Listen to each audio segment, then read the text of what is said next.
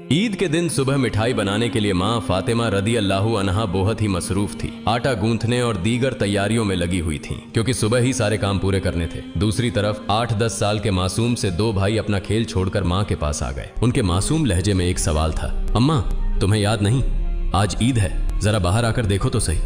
मोहल्ले के लड़के लड़कियां नए नए कपड़े पहनकर कितना खुश हो रहे हैं और हम दोनों ने तो अभी तक नए कपड़े भी नहीं पहने। क्या इसका मतलब यह है कि हम आज ईद नहीं मनाएंगे? थोड़ी देर बाद वे फिर कहने लगे, अम्मा जल्दी से हमारे नए कपड़े पहना दो, हम भी उनके साथ खेलते खेलते ईदगाह जाना चाहते हैं। जब अब्बू आएंगे तो उन्हें हमारे साथ भेज देना, हम उनके साथ वापस लौट आएंगे। माँ ने बच्चों के सिर पर मोहब्बत भरा हाथ फेरा, उनके माथे को चूमा और बोली, अभी ईदगाह जाने में काफी वक्त है बेटा, तुम लोग बाहर जाकर थोड़ा घूम फिर आओ, फिर मैं तुम्हें नए कपड़े पहना दूंगी। हो सकता है तब तक तुम्हारे अब्बू भी आ जाएं, शायद वह तुम्हारे लिए नए कपड़े लेकर आएं, तब मैं तुम्हें नए कपड़े पहना दूंगी और तुम अपने अब्बू के साथ ईदगाह चले जाना। अब जाओ बेटा, बाहर जाकर थोड़ा खेलो, इस बीच मैं अपने काम निपटा लूं। दोनों भाई बोले, जी अम्मा। फिर छोटा भाई अचानक सवाल करने लगा, अम्मा क्या अब्बू हमारे लिए नए कपड़े लेने गए हैं? माँ ने दोनों बच्चों को अपने गले से लगा लिया, उनके माथे पर प्यार से चूमा और अपने दिल के आंसू पोंछते हुए हंसकर कहा, हाँ बेटा तुम्हारे लिए नए कपड़े आएंगे, तुम्हें जरूर पहनाऊंगी, अब तुम लोग बाहर जाकर खेलो, सब ठीक हो जाएगा। माँ ने अपने रब पर यकीन करके अपने बच्चों को दिलासा दिया। दोनों भाई खुशी खुशी बाहर चले गए। माँ ने अपने आंचल से आंसू पोंछे और मजबूरी में अपने काम में दोबारा मशगूल हो गई। कुछ देर बाद दोनों भाई फिर रोते हुए घर लौट आए। उन्होंने कहा, अम्मा वे लोग हमें अपने नए कपड़े दिखाकर चिढ़ा रहे हैं। वे कहते हैं, देखो तुम्हारे पास हमारे जैसे नए कपड़े नहीं हैं, अगर होते तो तुम इन्हें जरूर पहनते। वे कहते हैं कि हमारे अब्बू कैसे हैं जो ईद के दिन भी हमारे लिए नए कपड़े नहीं लाए। वे हमें ईदगाह चलने को कह रहे हैं और बोल रहे हैं जल्दी से नए कपड़े पहनकर आओ अगर आना है। वे खजूर के पेड़ के नीचे खड़े हैं और तब तक हमारा इंतजार करेंगे जब तक हम नए कपड़े पहनकर उनके साथ न चले। अम्मा अब्बू अभी तक क्यों नहीं आए? अम्मी हमें जल्दी से नए कपड़े पहना दो ताकि हम आपके साथ ईदगाह जा सकें। मासूम बच्चों की इस गुजारिश को सुनकर अम्मी अपने जज्बातों पर काबू नहीं रख सकी। आंसू रोकना उनके लिए बड़ा मुश्किल हो गया, लेकिन बच्चे अम्मी को मजबूती से गले लगाकर खामोशी से उनकी ओर देख रहे थे। सब्र खो चुकी अम्मी अपने बच्चों को अपने सीने से लगाकर सिसक सिसक कर रोने लगी। कुछ ही पल में खुद को संभालते हुए अम्मी ने आंसू पोंछे और चेहरे पर जबरन एक हल्की मुस्कान लाते हुए बोली, अभी ईदगाह जाने का वक्त नहीं हुआ है। बेटा तुम लोग इतनी जल्दी क्यों कर रहे हो? नमाज के लिए अभी काफी वक्त है। इस दौरान बाहर जाकर थोड़ा घूम फिर आओ और देखो तुम्हारे अब्बू कहाँ हैं, उन्हें ढूंढ कर ले आओ। तब तक मैं अपना बाकी काम निपटा लेती हूँ, थोड़ा सा ही काम बचा है। अगर तुम्हारे अब्बू नए कपड़े लाते हैं तो मैं तुम्हें बहुत खूबसूरती से तैयार कर दूंगी, फिर तुम मिठाई खाकर अपने अब्बू के साथ ईदगाह जाओगे, ठीक है? दोनों भाइयों ने कहा, जी अम्मी। अम्मी ने अपने दिल को मजबूत करते हुए बच्चों को तसल्ली दी, लेकिन जैसे ही उन्होंने बच्चों के मासूम चेहरों की तरफ देखा, उनकी आंखों में आंसुओं का सैलाब उमड़ पड़ा। बच्चों को अपनी हालत का अंदाजा न हो, इस डर से अम्मी एक कमरे से दूसरे कमरे में जाती रहीं। इधर दोनों मासूम भाई परेशान होकर अम्मी अम्मी कहते हुए अम्मी के पास आए। उन्होंने कहा,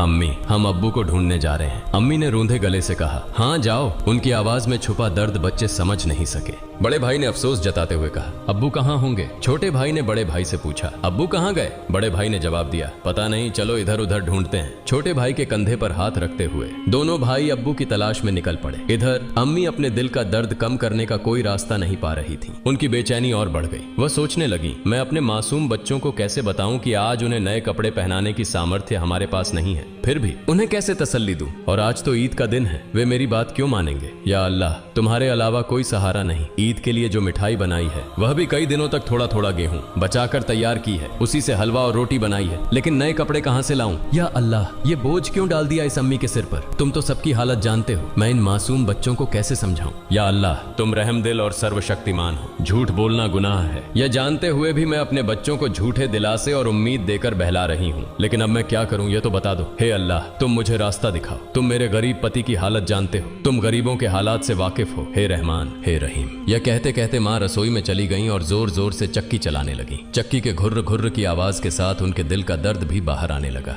आंसू पोंछते हुए भले ही मिठाई बनाने का काम तेजी से चल रहा था, लेकिन जैसे ही यह काम पूरा होने को आया, एक और मुश्किल सामने खड़ी हो गई। तभी अम्मा अम्मा कहते हुए दो मासूम बच्चे हांफते हांफते माँ के पास आकर खड़े हो गए। माँ ने कहा, बोलो बेटा क्या बात है? माँ ने अपनी इच्छाओं और आराम को हमेशा पति की गरीबी को देखकर दबा कर रखा था। वह थोड़े में ही खुश रहती थी, लेकिन आज मासूम बच्चों की छोटी सी ख्वाहिश ने उनके धैर्य को तोड़ दिया। उन्होंने खुद को संभालते हुए बच्चों को गोद में उठा लिया, मुस्कुराने की कोशिश की, उनके माथे पर चुंबन किया और कहा, बोलो बेटा क्या कहना है? दोनों बच्चों ने हाथों से से अपनी आंखें मसलना शुरू कर दिया। यह देखकर छोटे भाई ने भी बड़े भाई की नकल कर ली। माँ ने कहा, देखो बेटा, तुम्हारे अब्बा सही समय पर आ जाएंगे। मैं देखो यहाँ तुम्हारे लिए मिठाई बना रही हूँ, तुम मिठाई खाकर ईदगाह जाना, थोड़ा सब्र करो, बस थोड़ी ही देर और। उन्होंने बच्चों को सीने से लगा लिया, उन्हें प्यार से समझाया और कहा, थोड़ा इंतजार करो बेटा, मिठाई अभी तैयार हो जाएगी। छोटे भाई ने आंखें मसलते हुए अचानक पूछा, लेकिन हमारे नए कपड़े अम्मा? यह सुनते ही माँ चौंक गई, जल्दी से बोली, अरे बेटा ऐसा करते हैं, तुम लोग जाकर पहले नहाओ, अभी तक नहाए भी नहीं हो। दोनों भाइयों ने एक साथ कहा, नहीं अम्मा, अभी तक नहीं नहाए। माँ के लिए मासूम बच्चों से छल करना बहुत दर्दनाक था। उनका दिल अंदर ही अंदर जल रहा था, लेकिन उन्होंने हंसते हुए कहा, बेटा बिना नहाए क्या कोई ईदगाह जाता है? जाओ जल्दी से नहाओ, फिर सब तैयार हो जाएगा। दोनों भाइयों ने कहा, ठीक है अम्मा, हम अभी जाकर नहा लेते हैं, आप सब कुछ तैयार रखना, हम जल्दी से आ जाते हैं। दोनों खुशी खुशी नाचते हुए बाहर निकल गए। माँ ने दुआ की, जाओ बेटा, अल्लाह हाफिज। बच्चे तो चले गए, लेकिन माँ के दिल में चिंता और गहरी हो गई। उनका दिल जैसे एक अथाह सागर में डूब रहा था। माँ सोचने लगी, जब वे वापस आएंगे और कहेंगे, हमें नए कपड़े पहनाओ, हम ईदगाह जाएंगे, तब मैं क्या करूंगी? माँ का मन अब और नहीं संभल सका, उनकी आंखों से आंसू फूट पड़े। उन्होंने सजदे में गिरकर अल्लाह से दुआ की, हे अल्लाह, तुम ही मेरा सहारा हो, तुम इस बेबस माँ की मदद करो, तुम मुझे इस स्थिति से बाहर निकालो। हे अल्लाह, तुम्हारे अलावा मेरा कोई नहीं है, मुझे राहत दो, इस स्थिति से मुक्ति दो। इसके बाद माँ किसी उन्मादी की तरह बोलने लगी, हे अल्लाह, तुम तो बच्चों की माँ का दिल समझते हो। 3 बार इन मासूम नासमझ बच्चों को बहला फुसलाकर मैंने किसी तरह संभाल लिया, लेकिन अब क्या करूं, अब क्या कहूं? तुम ही मुझे रास्ता दिखाओ, हे अल्लाह, तुम ही मुझे सहारा दो, तुम सर्वशक्तिमान हो, तुम सब कर सकते हो। फिर उन्होंने जोर से चिल्लाते हुए कहा, तुम सब कर सकते हो अल्लाह, तुम सब कर सकते हो। उधर नहाने के बाद दोनों भाई खुशी खुशी हाथ में हाथ डाले घर की ओर चल पड़े। कुछ ही देर में दोनों भाई हंसते खेलते घर पहुंचे और जोर से आवाज देने लगे, अम्मा अम्मा, हम आ गए अम्मा। लेकिन माँ की ओर से कोई जवाब नहीं आया। छोटा भाई बड़ी मासूमियत से अपने बड़े भाई की ओर देखने लगा और पूछा, भैया माँ बोल क्यों नहीं रही हैं? क्या माँ सो रही हैं? बड़ा भाई छोटे भाई को अपनी बाहों में लेकर उसे दिलासा देने लगा, रुको मैं देखता हूँ। जैसे ही बड़ा भाई माँ को जगाने के लिए हाथ बढ़ाने वाला था, उसी समय दरवाजे पर जोर से खटखटाने की आवाज आई। बड़े भाई ने डरते हुए पूछा, कौन है बाहर? बाहर से कोई जवाब नहीं आया। दोनों भाई चकित होकर एक दूसरे की ओर देखने लगे। छोटा भाई डर के मारे बड़े भाई से चिपक गया। तभी फिर से दरवाजे पर जोर से खटखटाने की आवाज हुई। डर और घबराहट से दोनों भाई चिल्ला पड़े, अम्मा अम्मा, बाहर कौन है? लेकिन माँ की ओर से कोई आवाज नहीं आई। फिर दरवाजे पर खटखटाने की आवाज के साथ कुछ भारी खड़खड़ाने की आवाज सुनाई दी। दोनों भाई डर गए। उन्हें पता था कि अगर कोई रिश्तेदार, परिवार का सदस्य या पड़ोसी घर पर आता है तो वह हमेशा सलाम करता है, लेकिन ये सब कुछ उल्टा हो रहा था। बड़े भाई ने छोटे भाई को और कसकर गले लगाते हुए कहा, मुझे समझ नहीं आ रहा ये क्या हो रहा है, माँ भी कुछ बोल नहीं रही हैं। डरते डरते दोनों भाई दरवाजे के पास गए। जैसे ही वे वहां पहुंचे, बाहर से फिर से खटखटाने की आवाज आई। दोनों भाई थोड़ा पीछे हटे और जोर से चिल्लाकर पूछा, कौन है दरवाजे पर? बाहर से आवाज आई, मैं दर्जी हूँ, दरवाजा खोलो। दोनों भाई हैरान रह गए। उन्होंने पूछा, दर्जी आप यहाँ क्यों? बाहर से आवाज आई, हाँ मैं दर्जी हूँ, दरवाजा खोलो, मैं तुम्हारे लिए नए कपड़े लेकर आया हूँ, इन्हें ले लो। जैसे ही यह बात सुनी, दोनों भाइयों ने जल्दी से दरवाजे की कुंडी खोली। सामने एक व्यक्ति नए कपड़ों के गट्ठर के साथ खड़ा था। दोनों भाई एक पल के लिए हैरान रह गए। दर्जी ने कपड़े उनकी ओर बढ़ाए। बड़े भाई ने झटपट सारे कपड़े अपने हाथों में ले लिए और छोटे भाई का हाथ पकड़कर तेजी से दौड़ते हुए माँ के पास पहुंचा। उस समय माँ अब भी संभल नहीं पाई थी, वह गुपचुप आंसू बहा रही थी। दोनों भाई बोले, अम्मा अम्मा, देखो दर्जी हमारे लिए कितने सुंदर सुंदर नए कपड़े लेकर आया है, जल्दी से हमें कपड़े पहनाओ, हम ईदगाह जाएंगे।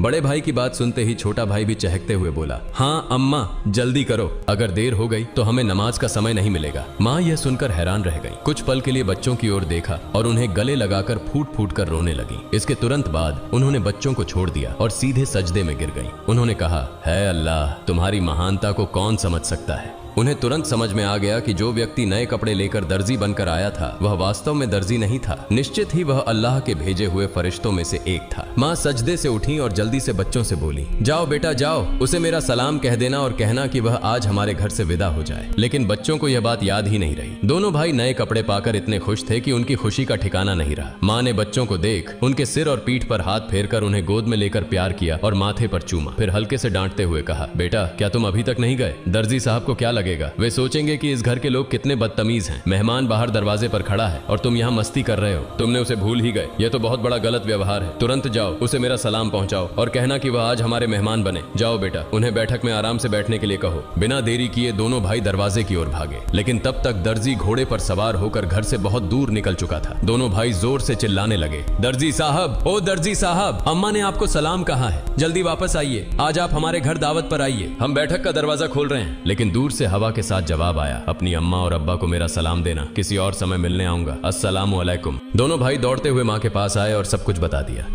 बोले, दर्जी साहब ने तुम्हें और अब्बा को सलाम कहा है, वह घोड़े पर सवार होकर उस तरफ जा रहे हैं, जल्दी आओ। माँ, उन्हें देखोगी ना? जल्दी करो और खिड़की से देख लो। जल्दी आओ। माँ, अगर देर करोगी तो उन्हें फिर नहीं देख पाओगी। दर्जी साहब कितने खूबसूरत लगते हैं, आओ ना। माँ ने बच्चों की बात सुनकर खिड़की के पास आकर खड़ी हुई और बाहर की ओर देखा। उन्होंने देखा एक तेजस्वी पुरुष नजर आया। वह आकाश की ओर उड़ते जा रहे थे और उनके शरीर की चमक चारों ओर फैली हुई थी। उनकी रोशनी सूर्य की किरणों को भी फीका कर रही थी। मां तन्मय होकर यह सब देख रही थी। अचानक वह पुरुष घोड़े सहित कहीं अदृश्य हो गए। उन्हें अब और नहीं देखा जा सकता था।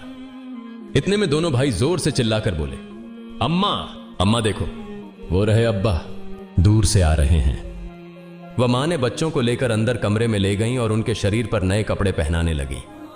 उसकी आंखों से खुशी के आंसू बह रहे थे। दोनों भाइयों ने हैरानी से पूछा, अम्मा, अम्मा, तुम क्यों रो रही हो? मां ने कहा, बेटा मैं क्यों रो रही हूँ यह तुम अभी नहीं समझोगे। तुम्हारी उम्र अभी इतनी नहीं हुई है, लेकिन आज से यह बात याद रखना, एक पल के लिए भी अल्लाह ताला को भूलना मत। अल्लाह को हमेशा याद रखना। जो हमेशा अल्लाह को याद रखता है वह कभी भी मुसीबत में नहीं पड़ेगा। अगर तुम इस छोटी सी बात को हमेशा अपने दिल में बसा लोगे और जिंदगी भर अल्लाह को नहीं भूलोगे तो देखोगे कि अल्लाह हमेशा तुम्हारी मदद करेगा। वह कभी तुम्हें कठिनाइयों में नहीं डालेगा। माँ अपने बच्चों को यही नसीहत दे रही थी और साथ ही उन्हें नए कपड़े पहना रही थी। जब बच्चों को सजाने का काम पूरा हो गया तो मां ने सुरमे का डिब्बा लाकर छोटे बेटे की आंखों में सुरमा लगाया। बड़े बेटे की आंखों में सुरमा लगाते ही दरवाजे के बाहर से आवाज आई, अस्सलामु अलैकुम या फातिमा तुज जहरा। अंदर से हजरत फातिमा रजी अल्लाह ताला अन्हा ने जवाब दिया, वालेकुम अस्सलाम या अली करीमुल्लाह। छोटा बेटा दौड़कर बाहर गया और चिल्लाने लगा, अब्बा आ गए, अब्बा आ गए।